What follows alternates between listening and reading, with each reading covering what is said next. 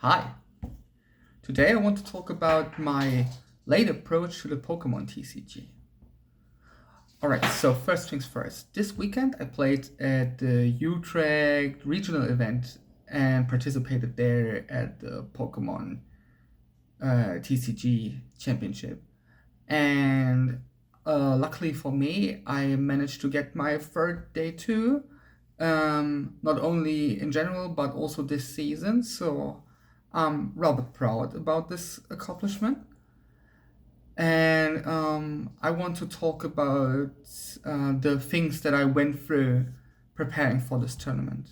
So, like I said in the last video that I made, I wanted to change my approach to choosing a deck. I thought of myself as somebody who has a good grasp on the meta and therefore can just like pick a deck that fits well into the meta and perhaps just like wins the matchup roulette.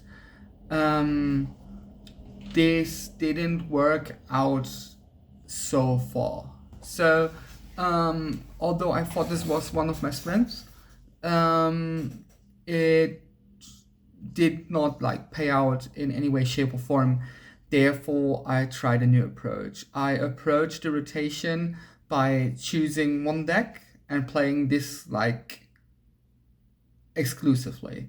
So, like I already told you in the video where I was luckily enough to tell you about my first cup win, I chose Lucario for that deck. At the moment, I think I'm um, roughly 1,000 games, if not 1,500 games into this deck, playing it on ladder, where I managed to get a rank of 1,900 points and won a cup with the deck and brought it to a regional to a day two.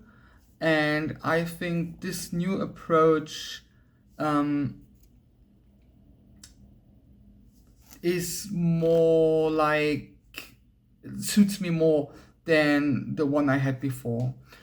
Um, I heard a saying that goes like, um, "Hard works, hard work beats talent if talent doesn't work hard," and I think this bears a certain truth. Uh, I noticed that whenever I approach situations within a tournament or a game on ladder or whatnot, that I don't need to think as long as I used to do. Therefore, because I'm familiar with the situations, and therefore I can play faster and more efficiently, and the margin of error just went down noticeably.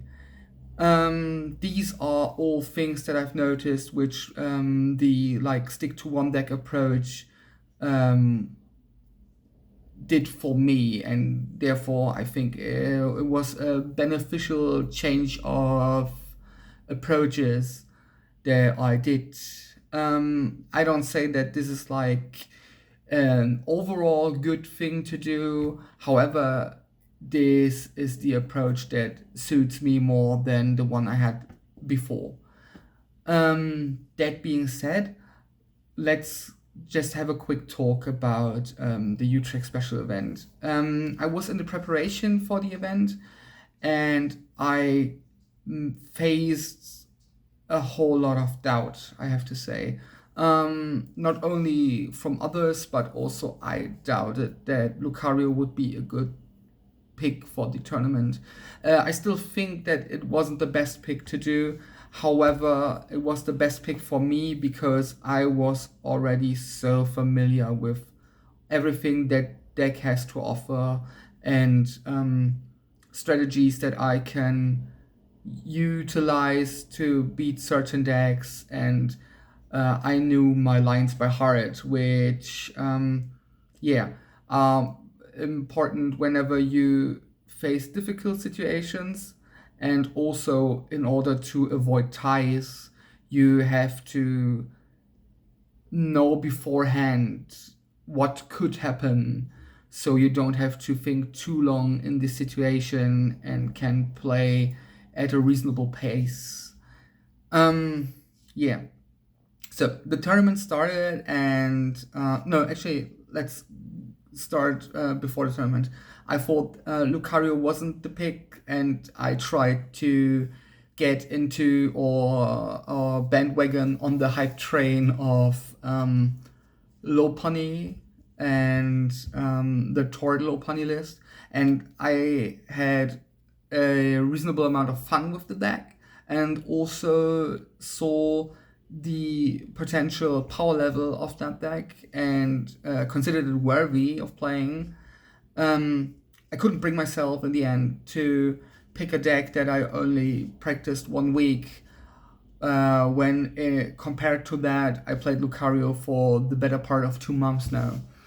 So I am, yeah, that's actually only part of the truth, because I wanted to change the deck, but people that know me, friends of mine, and yeah, the team that I recently joined told me, you have to stick to your guns. You have to like do whatever you practiced hard enough in order to show them that Lucario can be a deck piloted well, that can also be a contender for a better placing than just a 0-3 drop on day one on a tournament. Um, so luckily, I decided to play Lucario. I ended up with a score of 9 wins, 4 losses, and 1 draw. Um, till the very end, I was in concession for getting into top 64. I ended up being 136th place, which was a bit disappointing, I have to say. Not that this is not a great achievement for me, because it is. It was my best placement I've ever managed to achieve on a regional. However, I came very close to, like, my last match was for all the marbles. I could have managed getting into top 64, and I thought to myself, whatever happens, I'm definitely 128th. So I will get one display, and the amount of CP that comes with top 128. I bubbled out of that, which was a bit upsetting. Still, this doesn't shrinken the value of the experience that I had, and it doesn't shake up the confidence and perhaps a little bit of self-esteem that I gained over the weekend by going that deep into the tournament. Um, the tournament started with me playing against Hobbs Phantom, and for everybody who knows the deck knows that I have literally no chance at all to win that matchup. Like, my win con is that my opponent gets disqualified. I don't know. I had to eat one of his cards in order to appeal to a judge that this deck was not abiding to the rules. So that didn't happen, and I lost, and my confidence was shattered. Like, starting 0-1, going into a tournament where I thought, okay, my Festival Lead matchup is so horrible, but besides Festival Lead, I probably can beat every other deck. Yeah, to face such, for lack of a better word, meme deck, that was just demoralizing. The match afterwards, I played against a very nice person who played Starmie Frostless, and I could convincingly beat the person. However, I saw a situation where he could at least win one of these 2 games that we played, and for him to not see that was a bit I don't know, upsetting to me, because of course I won't tell him because I want to win as well. But to know that if both of us played with the same, let's say, overall game knowledge, I would have lost that game. Yeah, like left a bitter taste. That bitter taste got emphasized even further by facing Festival Lead in Game 3, where I lost because my deck can only beat Festival Lead if they brick. He bricked the first game, I won that, then he just got the engine going, game 2 and 3, and therefore I lost the whole match. Then I met Low Punny.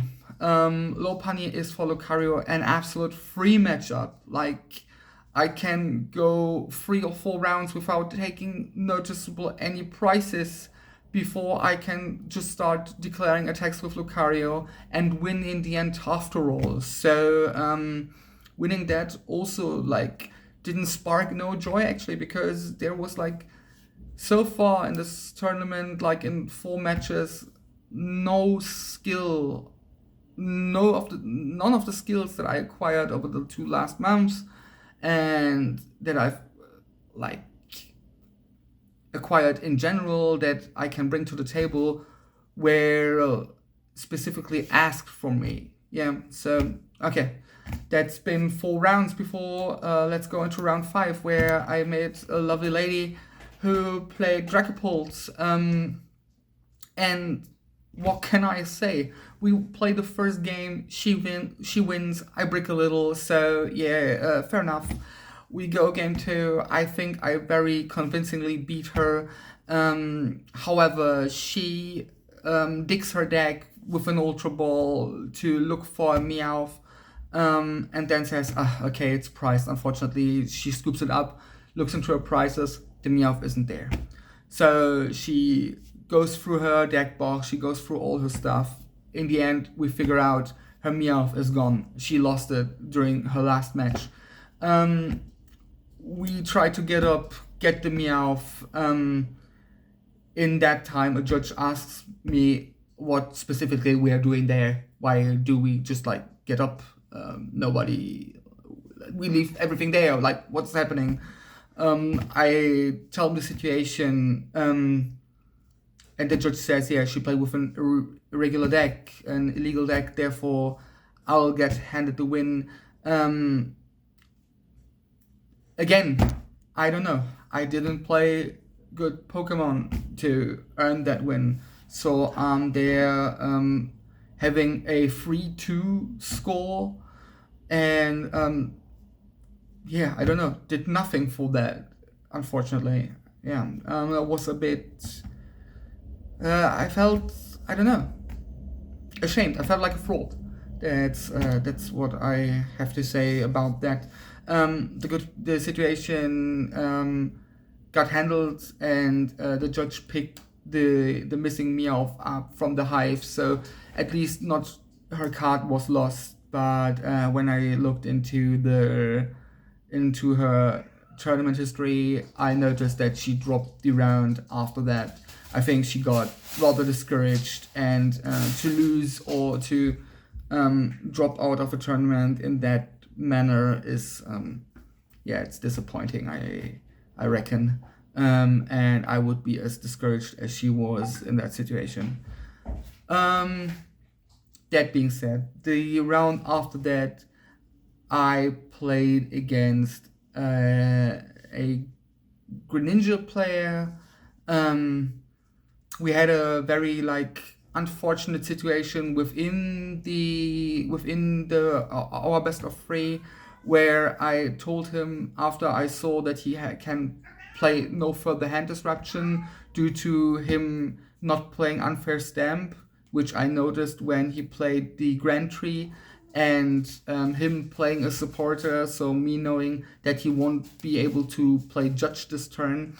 I told him that I have game in hand, which made him raise his hand and going into complete silence. And I was like, okay, what's going on? He called a judge on me, and yeah, I don't know. I think tried to shark his way into a victory, claiming that I would put some mental pressure on him which is rather unsportsmanlike. I can only say for myself, and also obviously there are always like there's no one definitive truth.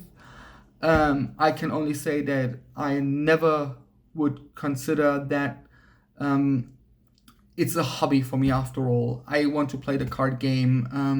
I have another expectation of myself, and therefore I wouldn't try to win a game over mind games, or I wouldn't try to put mental pressure on somebody else, especially because I'm somebody who is rather prone to crumble under that sad pressure. So I I don't know. It was a bit frustrating, I have to say, and I won 2 rounds in a row against a deck that I am actually not rather I'm rather unfamiliar with. Nevertheless, because I knew my deck better than he knew his, so that went to my advantage. The situation ended beneficial to me. Then the game afterwards, I think that was the first time I played well this day. I played against a person who played Zorak, and they played it very well, and they had such a nice play pace. We had a very pleasant game, which I ended up getting the upper hand in, finding a way out of a clutch lock where I was able to attach 2 times to Lunatone, and then gust up their Petrant, and with the juice of 2 Premium Power Pro, I was able to knock out their Petrant with my Lunatone for the last 2 prizes, which was a line that I came up with on the fly, and that just shows the experience that I have with Lucario, where I can perhaps think outside the box in order to win the game in the end, after all. Then I was at 5-2, I think, and the last game I ID'd for the safe day 2, because I wasn't confident enough to beat whatever my opponent would throw against me, and I was thinking about like going better safe than sorry, and therefore I accepted the ID. The first match of the 2 was against an Alakazam player who was rather pleasantly surprised to see Lucario, and he told me that he has beaten at least one Lucario on his way in this tournament run in order to get to day 2. I, for myself, can say that I'm very confident in the Alakazam matchup. I know a line or 2 which are not that like obvious when you pick up Lucario as a deck, where I think that I very convincingly and also very reliably I can beat Alakazam very reliably, and I managed to do that like 2 games in a row. And afterwards, he said he played against Lucario, who like their match like concluded within 10 to 15 minutes, and he was surprised that I was able to find a way to beat him without leaving him any chance of winning.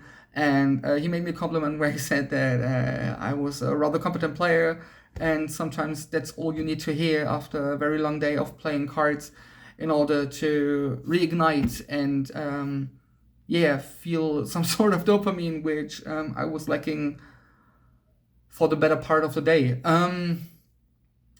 So the next day came, and I played against a team member of mine.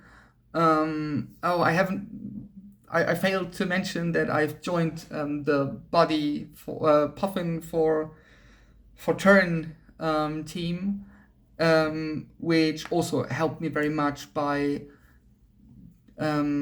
streaming their testing sessions and backseating my testing sessions and talking with me about certain matchups, training with me, and also sometimes just like reignite or invigor some like mental strength that I was thinking, or self confidence that I was losing over the time of preparing for the tournament. That being said, I played against a team member of mine, and I managed to break horribly. Like 2 games in a row, my start was Lunatone in the active attached pass, and both games in a row I was missing very crucial pieces every other turn, and sometimes it has to be like that, right? I can only consider myself lucky that that happened on day 1, where the qualification for day 2 would have been in danger if that happened. So that's that was just it. Congrats to my team member, and also actually shout outs to him, shout outs to Life for being a good sport there. And you know, he gave me like a heads up, like a little like bump on the shoulder, and said, yeah, it happens to the very best, don't worry. And I would have preferred to have it any other way than that. I appreciate that very much. From there on, I played against another Frostlass low punny deck, and he knew that he couldn't utilize low punny against me because it's like free prizes just for free to me, and therefore he played tried his very best to only utilize Frostlass. He bricked a whole lot. That was rather unfortunate for him, and also I was able to be patient enough to keep a lower hand size and just like win this war of nutrition, where I try to draw out every volley that he has in his arsenal in order to then just like seal the deal and finish the game. So that was also a bit like anticlimactic, I have to say. The match afterwards was against another festival league, my second of the day. And you would be surprised, but I managed to win the best of 3 set. I have to say, that was a bit like I have to give credits to Judge, because in a very crucial moment, I played a Judge and he drew out nothing out of it. And therefore, I was able to win one of these 3 games. The other, he was bricking completely, which is not like it's a fair assumption to hope for Festival League to brick like 1 and 3 games, because that's just what the deck does. It's not the most consistent thing. Whenever you get the gear rolling, of course, this is like an unstoppable engine, but until then, you can hopefully, with disruption cards, which I play enough of, get the upper hand in the matchup. And therefore, I was lucky to win that match. And yeah, then the game afterwards, I was playing against Arbeliever. Again, that's I was super high rolling that guy. Like he had just like met like a Lucario, where everything that Lucario wishes for goes in their favor. I found the first knockout with max belt on Lucario, knocking out their Arbeliever. Then they promoted a Teal Mask, and I had after Stamp, I found an energy, I Lunacycled the energy away and found a Premium Power Pro, and therefore could knock out the Teal Mask Ogre Pawn with an Aura Jab. Everything that you can wish for happened into my favor. I just rolled that guy. He was also, I think, a bit surprised, and actually we had like a little chuckle because like everything went so perfect in my way. Like I couldn't beat the stacking allegations there if some were made, because everything I wanted, I found. I was just crazy. And then I found myself at a score of 9-3-1. I felt like, okay, according to every estimation, this is safe 128th place. So everything that happens now is bonus, but with a bit of luck, I can win my next round and get into top 64. That would be amazing because I never managed to get a placement in the double digits. Um, Unfortunately, this time I wasn't able to. Hopefully, in the near future or in the long terms, I'll get that desired double digit result. Um, I managed to face my third festival lead of these 2 days, a 5% matchup, and a very, very unfortunate matchup for Lucario.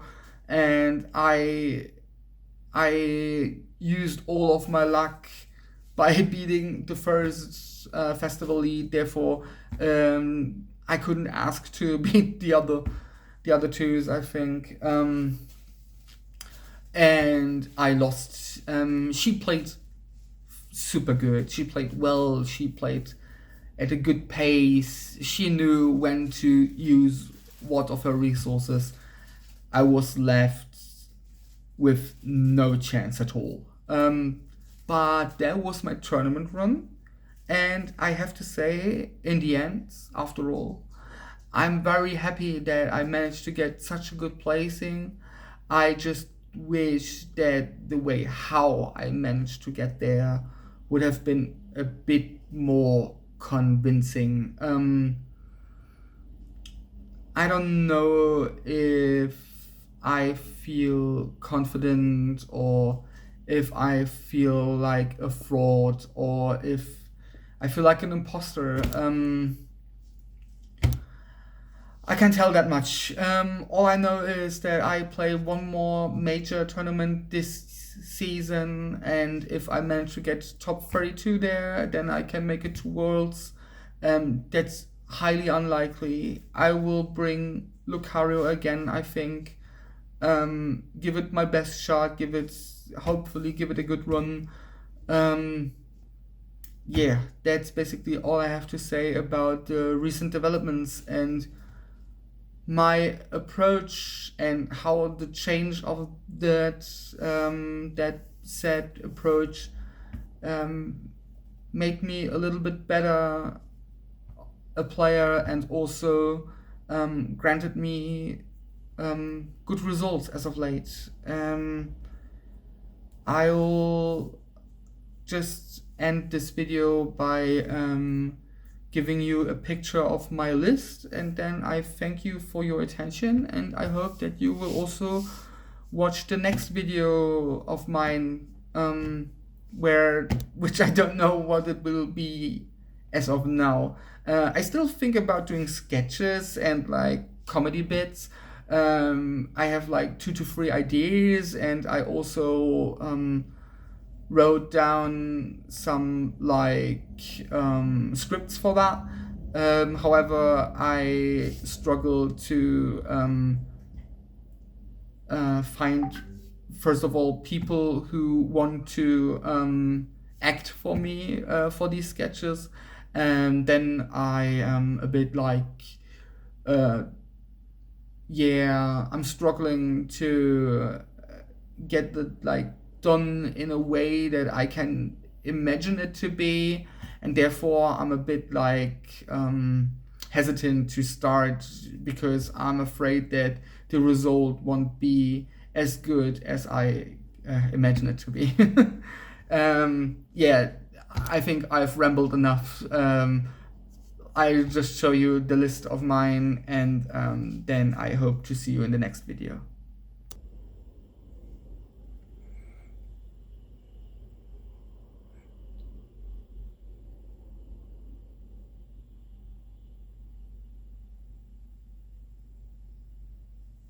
Wow.